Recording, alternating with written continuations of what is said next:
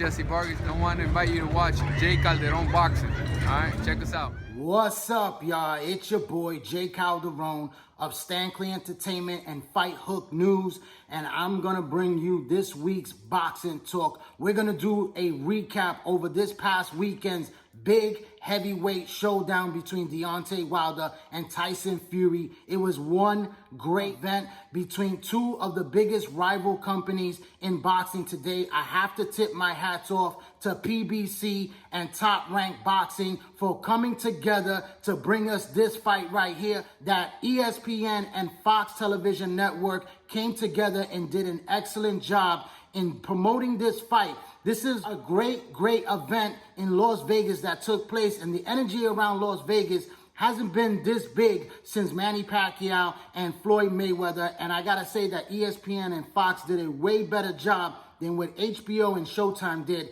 back then. It was an amazing thing to see both rival companies like Top Rank and PBC interacting with one another, with their fighters, their ring analysts, their ring reporters, and also, you know, the media of ESPN and Fox that came together, and they were doing an excellent job. And it was something that was very needed in boxing today, because there's a lot of division in boxing, and I've always advocated for unity between these two companies.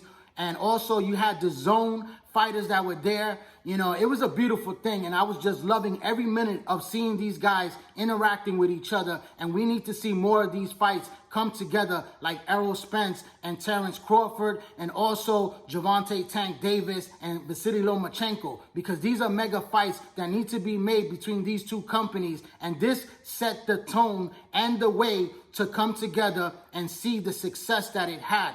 Now, you know, Tyson Fury and Deontay Wilder, leading up to the fight during fight week, were saying the right things that we want to hear as boxing fans. You know, gotta tip my hats off to Deontay Wilder. You know, he made an interview and he said that, you know, when you bring two of these companies together, you know, everything is possible. When you have the best fighting the best, the fans are the real winners, and that everyone can sit at the same table and eat together. And this was very important, because I saw Deontay Wilder as an ambassador for the sport of boxing, because he was taking charge as the heavyweight champion, leading the way to say, you know, we should come together and bring all the best fighters to make these type of events, because it brings out the best of everyone. And this is something that we need more in boxing. Another thing that I want to touch on is also, there was an ESPN reporter, I believe his name is Jason Whitlock, that tried to bring racial tension into this, you know, the whole black and white situation.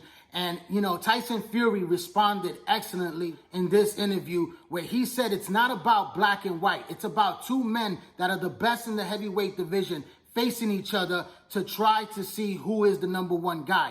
And that's the right things that Tyson Fury said, because, you know, we all know that Deontay Wilder is a pro-black man, and Tyson Fury is a white male that comes from the UK, and they call him the Gypsy King. So this whole black and white thing has always been a division in boxing, and it was not needed to be said in that interview. And I applaud Tyson Fury for killing that noise right there and then. But nevertheless, it was a great event that broke the heavyweight gate record, I believe, of over $17 million that it did in revenue. And it surpassed Lennox Lewis versus Evander Holyfield, the rematch. And this was something that, you know, from the ring walks of both men, that it led up to the fight. You know, we saw Tyson Fury come out on his throne as the king of the heavyweight division. You know, he was showing that self-confidence in himself, because he was the lineal heavyweight champion. He was the man that defeated the man in Vladimir Klitschko, who reigned over the heavyweight division as king for over 10 years and 18 title defenses. Tyson Fury defeated him and became the man of the division. He never lost those titles in the ring. He was stripped of those titles. He went through drug abuse. He went through, you know, depression of anxiety and everything. He retired from the sport of boxing. It was over 2 years that he was out of the sport of boxing. And, you know, he still was claiming that throne because he was never defeated. The same way, you know, Muhammad Ali was exiled from boxing for 3 years that he was out of boxing. He was considered the champion, that was the one that never lost his title in the ring, and Joe Frazier was the current champion, and that fight was a major fight back then in the 1970s. And this is exactly what it was when Tyson Fury was coming into the ring. He was coming to reclaim that throne and show the world that he is the king of the heavyweight division. And Deontay Wilder, when he came out with his ring walk, it was a great ring walk. We saw the costume. A lot of people make jokes about it, including myself. He looked like something out of Game of Thrones, the Night King, Mortal Kombat. It was a great costume that he paid a little bit too much for, over $40,000. But I love the fact about the guy with the poetry rap that he was saying about black excellence, black power. You saw the images of great black people celebrating black culture.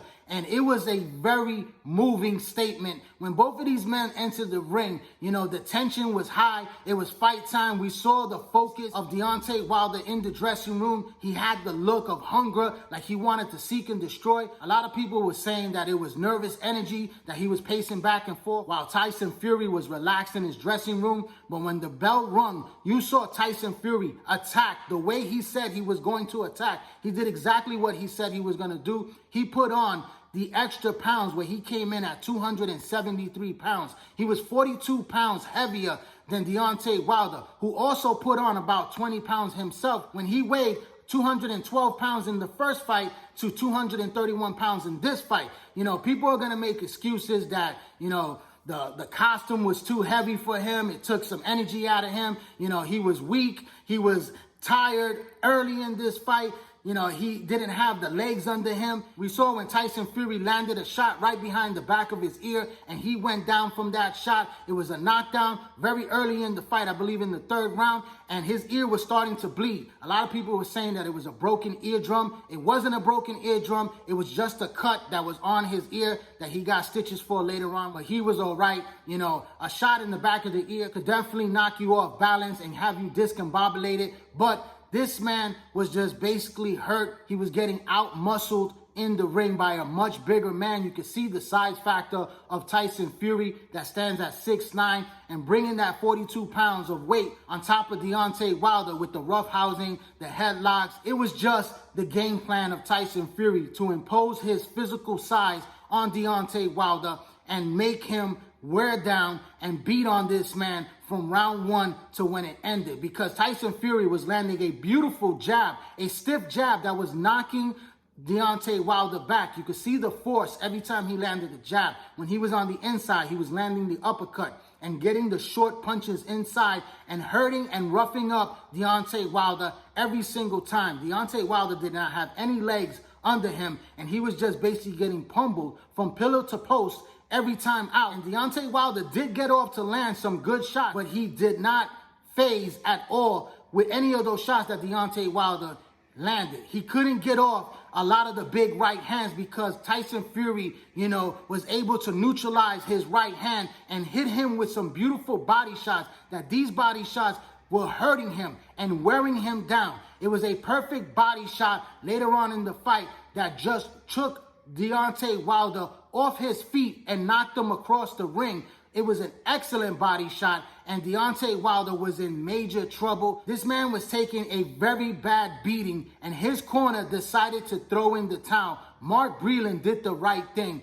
because this guy was going to get seriously hurt. Throughout the fight, he lost every single round. So, people are going to argue and get upset with Mark Breland. Deontay Wilder's head trainer, Jay Diggs, is trying to cover up his end, saying that he was against the towel being thrown, that Mark should have never threw in the towel, that, people are calling for Mark Breland to be fired from the team.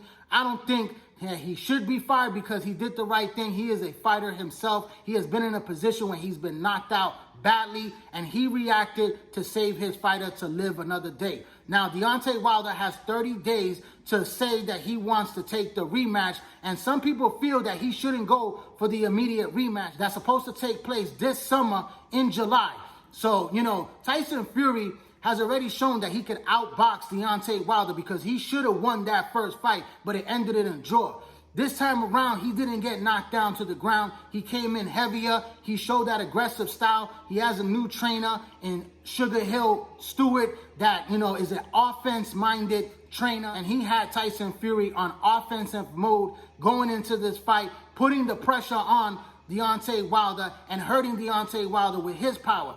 Tyson Fury was not expected to win by knockout. I had him winning by decision, and I was going for Deontay Wilder to win this fight by knockout. Once again, I was wrong about Tyson Fury. This is the third time that I have went against Tyson Fury, and I was wrong against him in the Glitchko fight, and I was wrong against him twice against Deontay Wilder. But, you know, I respect Tyson Fury. He is the Gypsy King, the heavyweight king of the division now. He has the lineal Ring Magazine title, and now he holds the WBC title. He is still undefeated, 30-0 with 21 knockouts. And the fight that the boxing fans want to see is the all-out British war between him and Anthony Joshua for the undisputed crown. Eddie Hearn has already stated that they are planning to offer Tyson Fury a large sum of money, perhaps a 50-50 split, to have this fight take place in the UK in front of a huge crowd of probably 100,000 fans. It is the biggest British heavyweight fight in the history of British boxing, and it's two British fighters that are from the UK that hold the heavyweight titles, and they are both the two top dogs in the division right now. Number 1 and number 2 for Tyson Fury and Anthony Joshua. This fight should happen in 2020. And if it doesn't happen this summer, because Deontay Wilder has the right to have the rematch, you know, if he decides to go for the immediate rematch, then he will have to wait. And we have to see if Tyson Fury could defeat Deontay Wilder again. And I believe he can beat him because he showed that he can outbox him, and he shows that he is the more physically strong fighter to be able to hurt Deontay Wilder. Wilder has to come up with a much better game plan. He needs to really start to learn how to box and utilize his jab and make more adjustments in a fight to be able to not just go for the knockout, because it's not going to happen with every single fighter. You're going to come across a guy that has a great chin and that he's going to be able to take your power, and if he knows how to box very well and he has that physical size advantage against you, 9 times out of 10, he's going to beat Deontay Wilder. So Wilder has a very big decision. I say, you know, build up your confidence, continue to fight guys like Adam Kowalski and also Andy Ruiz Jr., you know, then take the fight a year from now. You know, make that fight for next year, 2021. Allow Tyson Fury to fight somebody like Anthony Joshua so he gets all the title belts. Then you can see Deontay Wilder versus Tyson Fury for the trilogy. You know, that's the route that I say that they should take. You know, this was a big loss mentally and physically for Deontay Wilder. And for him to go straight into this fight, you know, we know that he's a warrior. We know that he has tremendous heart. You know, you have to give Deontay Wilder a lot of respect for wanting to go out on his shield. But Deontay Wilder has a lot of adjustments to make. And going right into that fight without working on those adjustments in other fights is going to be a mistake for Deontay Wilder. He always has that puncher's chance because he is the hardest puncher in heavyweight history. But if you take away that punch from Deontay Wilder, what does he have left? Nothing. So I think that he needs to work on his game and get better with his craft all the way around and not just rely on the big knockout punch. Because yes, he could catch Tyson Fury and perhaps knock him out, but that is a very, very 99% chance that he is not going to be able to do that. And that 1% chance is that 1 second that he always claims that he needs to land that punch to be able to end the fight. And that's something that's a big gamble that PBC has now lost the heavyweight crown with Andy Ruiz Jr. and now Deontay Wilder. Do they want to rush it and try to get back the heavyweight crown? Do they want to make Deontay Wilder a better fighter? That's the questions that need to be answered, and that's what we're going to find out within the next month if Deontay Wilder is going to go right into this rematch. You know, the money factor of this fight will probably do over 1 million pay-per-view buys. I know that I said that it would do between 700 to 800,000 pay-per-view buys, but I believe they might be tracking it over 1 million. I wouldn't be surprised. It was a great event, and I tip my hats off to PBC and Top Rank, ESPN, and Fox. But that is my final take on this fight. Congratulations to the Gypsy King, Tyson Fury, on becoming the 2-time heavyweight champion of the world. Once again, back on his throne, and we look forward to bigger and better things in the future in the heavyweight division. I'd like to thank everyone for tuning in to this YouTube channel right here, Jay Calderon Boxing Talk. Please hit that little red subscribe button, hit that bell icon, put your email information in so you get all my notifications once I drop a new video. Follow me on all social media platforms, on Twitter, on Instagram, and join the Facebook boxing group page, all on the same name, Jay Calderon Boxing Talk. Also, the website is coming soon, FightHookNews.com, so be on the lookout for that. I'm Jay Calderon, Stan Clay Entertainment. Thanks for your support, keep watching, and please subscribe.